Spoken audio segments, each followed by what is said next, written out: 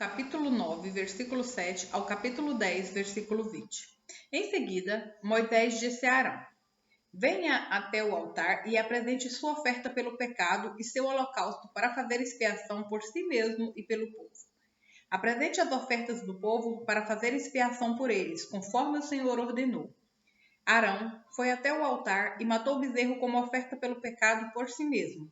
Seus filhos lhe trouxeram sangue, e Arão molhou o dedo nele e o colocou nas pontas do altar. Queimou no altar a gordura, os rins, o lóbulo do fígado da oferta pelo pecado, conforme o Senhor havia ordenado a Moisés. A carne e o couro, porém, queimou fora do acampamento.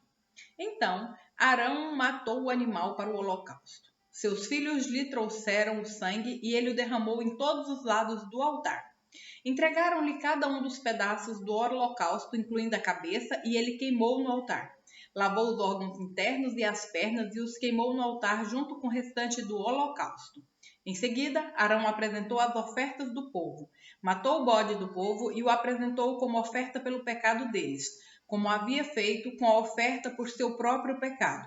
Depois, apresentou o holocausto e o ofereceu de acordo com a forma prescrita. Apresentou também a oferta de cereal e queimou no altar um punhado dela, além do holocausto da manhã. Arão matou o boi e o carneiro para a oferta de paz do povo. Seus filhos lhe trouxeram sangue, e ele o derramou em todos os lados do altar. Depois, pegou a gordura do boi e do carneiro, incluindo a gordura da parte gorda da cauda e a gordura que envolve os órgãos internos, bem como os rins e o lóbulo do fígado de cada animal. Colocou as porções de gordura sobre o peito dos animais e as queimou no altar. Arão moveu o peito e a coxa direita dos animais para o altar como oferta especial para o Senhor, conforme Moisés havia ordenado. Por fim, Arão ergueu as mãos na direção do povo e o abençoou.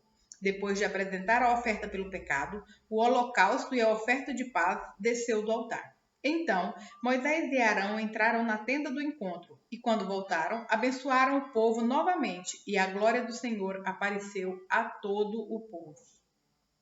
Fogo saiu da presença do Senhor e consumiu o holocausto e a gordura no altar. Quando eles viram isso, gritaram de alegria e se prostraram com o rosto no chão. Nadab e Abiú, filhos de Arão, colocaram brasas em seus incensários e as salpicaram com incenso. Com isso, trouxeram fogo estranho diante do Senhor, diferente do que havia ordenado. Por isso, fogo saiu da presença do Senhor e os devorou, e eles morreram diante do Senhor. Então Moisés disse a Arão: Foi isso que o Senhor declarou: Mostrarei minha santidade entre aqueles que se aproximarem de mim. Mostrarei minha glória diante de todo o povo. E Arão ficou em silêncio. Moisés chamou Misael e Elzafã, primos de Arão e filhos de Uziel, tio de Arão, e lhes disse: Venham cá e levem o corpo de seus parentes da frente do santuário para um lugar fora do acampamento. Eles se aproximaram e os puxaram pelas roupas para fora do acampamento, conforme Moisés havia ordenado. Então Moisés disse a Arão e a seus filhos Eleazar e Itamar: Não deixem o cabelo despenteado, nem rasgue suas roupas em sinal de luto. Se o fizerem, morrerão, e a ira do Senhor ferirá toda a comunidade de Israel. Mas outros israelitas, seus parentes, poderão ficar de luto, porque o Senhor destruiu Nadab e Abiú com fogo. Não saiam da entrada da tenda do encontro ou morrerão, pois foram ungidos com óleo da unção do Senhor e fizeram conforme Moisés ordenou. Então o Senhor disse a Arão: Você e seus descendentes jamais deverão beber vinho ou qualquer outra bebida fermentada antes de entrar na tenda do encontro. Se o fizerem, morrerão. Essa é uma lei permanente para você e deve ser cumprida de geração em geração. Façam distinção entre o que é santo e o que é comum, entre o que é impuro e o que é puro, e ensinem aos israelitas todos os decretos que o Senhor lhes deu por meio de Moisés. Moisés disse a Arão e aos filhos que lhes restaram, Eleazar e Itamar: Pegue o que sobrar da oferta de cereal depois que uma porção tiver sido apresentado como oferta especial para o Senhor e comam-na junto do altar. Não deverá conter fermento, pois é santíssima. Comam-na no lugar sagrado, pois foi dada a vocês e a seus descendentes como uma porção das ofertas especiais apresentadas ao Senhor. Foram essas as ordens que recebi. Quanto ao peito e à coxa que foram movidos para o alto, como oferta especial, poderão comê-los em qualquer lugar cerimonialmente puro. Essas são as partes que foram dadas a você e a seus descendentes como sua porção das ofertas de paz apresentadas pelos israelitas. Movam para o alto o peito e a coxa como oferta especial para o Senhor, junto com a gordura das ofertas especiais. Essas partes pertencerão a vocês e a seus descendentes como direito permanente, conforme o Senhor ordenou. Depois, Moisés procurou cuidadosamente pelo bode da oferta pelo pecado. Quando descobriu que tinha sido queimado, ficou furioso com Eleazar e Itamar, os filhos que restaram a Arão, e lhes disse: Por que não comeram a oferta pelo pecado no lugar sagrado? É uma oferta santíssima. O Senhor a deu a vocês para remover a culpa da comunidade e fazer expiação por ela. Uma vez que o sangue do animal não foi levado ao lugar santo, vocês tinham a obrigação de comer a carne no lugar sagrado, conforme eu ordenei. Arão respondeu a Moisés: Hoje meus filhos apresentaram ao Senhor sua oferta pelo pecado e seu holocausto. E, no entanto, essa tragédia aconteceu comigo. Será que o Senhor teria se agradado se eu tivesse comido a oferta pelo pecado do povo num dia como este? Quando Moisés ouviu isso, deu-se por satisfeito. Marcos, capítulo 4, versículo 26 ao capítulo 5, versículo 20. Jesus também disse: O reino de Deus é como um lavrador que lança sementes sobre a terra. Noite e dia, esteja ele dormindo ou acordado, as sementes germinaram e cresceram, mas ele não sabe como isso acontece. A terra produz as colheitas por si própria. Primeiro aparece uma folha, depois se formam as espigas de trigo e, por fim, o cereal amadurece. E, assim que o cereal está maduro, o lavrador vem e o corta com a foice, pois chegou o tempo da colheita. Jesus disse ainda: Como posso descrever o reino de Deus? Que comparação devo dar para ilustrá-lo? É como uma semente de mostarda plantada na terra. É a menor das sementes, mas se torna a maior de todas as hortaliças, com ramos tão grandes que as aves fazem ninhos à sua sombra. Jesus usou muitas histórias e ilustrações semelhantes para ensinar o povo, conforme tinham condições de entender. Na verdade, só usava parábolas para ensinar em público. Depois, quando estava sozinho com seus discípulos, explicava tudo para eles. Ao anoitecer, Jesus disse a seus discípulos: Vamos atravessar para o outro lado do mar. Com ele a bordo partiram e deixaram a multidão para trás, embora outros barcos o seguissem. Logo, uma forte tempestade se levantou. As ondas arrebentavam sobre o barco, que começou a encher-se de água. Jesus dormia na parte de trás do barco, com a cabeça numa almofada. Os discípulos o acordaram, chamando: Mestre, vamos morrer.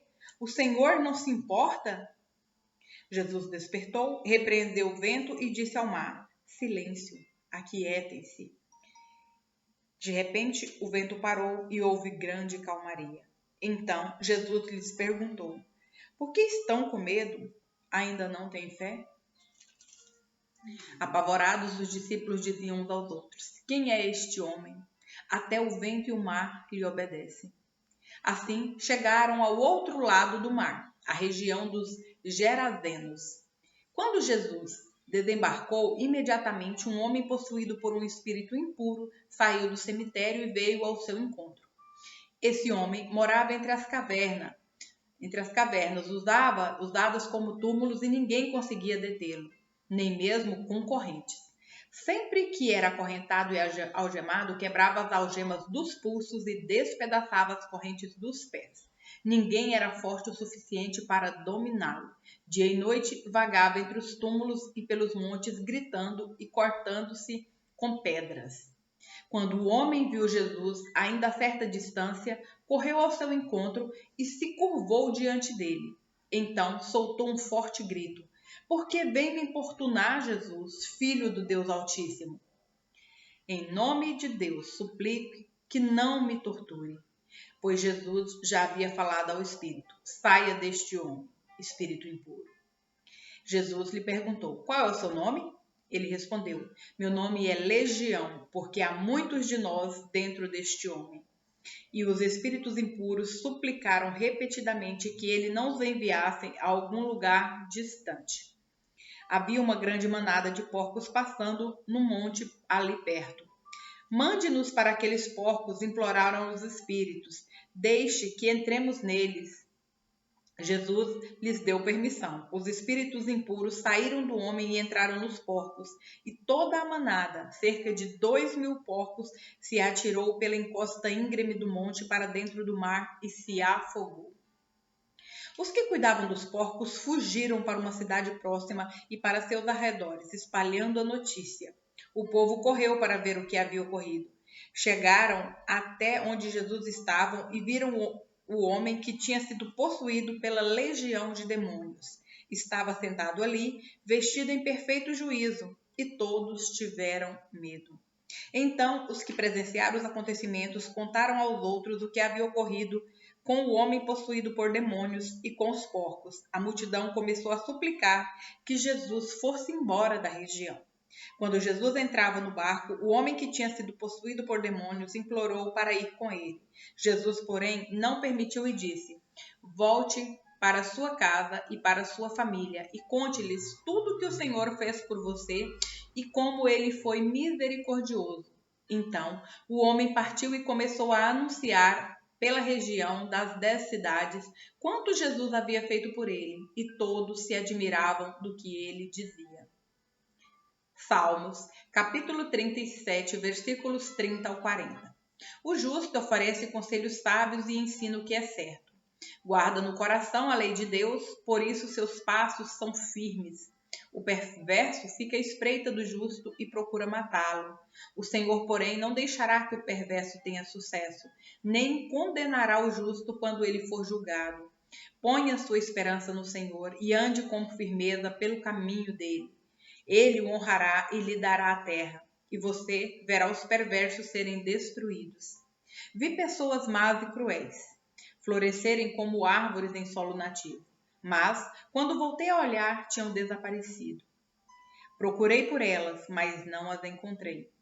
Observe os que são íntegros e justos. Um futuro maravilhoso espera os que amam a paz. Os rebeldes, porém, serão destruídos de uma só vez. Não tem futuro algum. O Senhor salva os justos. Ele é sua fortaleza em tempos de aflição. O Senhor os socorre e os livra dos perversos. Ele os salva, porque nele se refugiam. Provérbios, capítulo 10, versículos 6 ao 7. O justo é coberto de bênçãos, mas as palavras dos perversos ocultam violência. O justo deixa boas lembranças, mas o nome dos perversos apodrece.